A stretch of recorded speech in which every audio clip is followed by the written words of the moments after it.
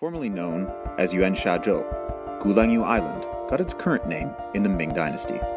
Gulang means drum waves, so called because of the sound generated by the ocean waves hitting the reefs. With a total area of around 1.9 square kilometers, Kulangsu Island is the largest island in Xiamen. Kulangsu Island is dubbed as a maritime garden, since it has a pleasant weather year-round.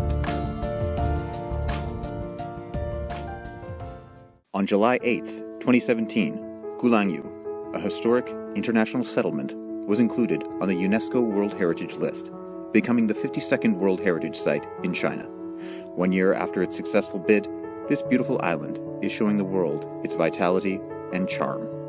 Before the First Opium War, fishery and agriculture were the major economies on Kulangsu Island, which hosted numerous shabby residential houses.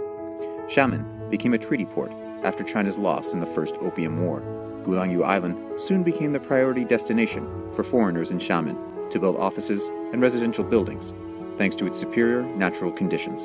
Since 1844, 13 countries established their consulates on Kulangsu Island. The British, Americans, and French erected churches, schools, hospitals, and trade companies here, among other things. As a result, the island hosts a large number of Western-style buildings, both public ones and civil ones. In the first half of the 20th century, many overseas Chinese built factories and houses on Kulangsu Island.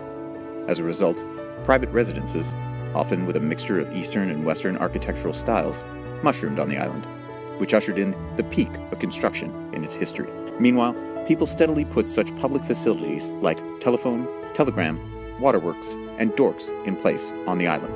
Kulangsu Island witnessed the birth of China's first kindergarten and China's first football field.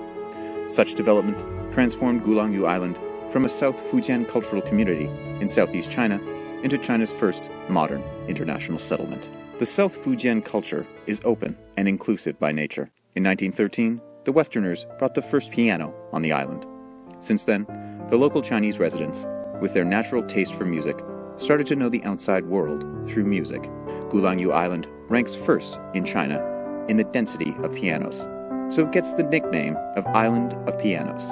Even today, the island usually immerses itself in the sounds of bells and instruments and breathing voice. Today's Kulangsu Island is a famous tourist attraction in China, thanks to its splendid sceneries. Meanwhile, the island also keeps its deep cultural heritage and historical and humanistic values. Around 1,000 buildings constructed between the late 19th century and the first half of the 20th century, and with different styles, still stand on the island today.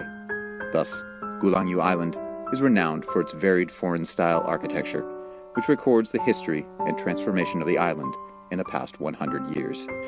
Kulangsu Island witnesses the history of cultural fusion between China and the West.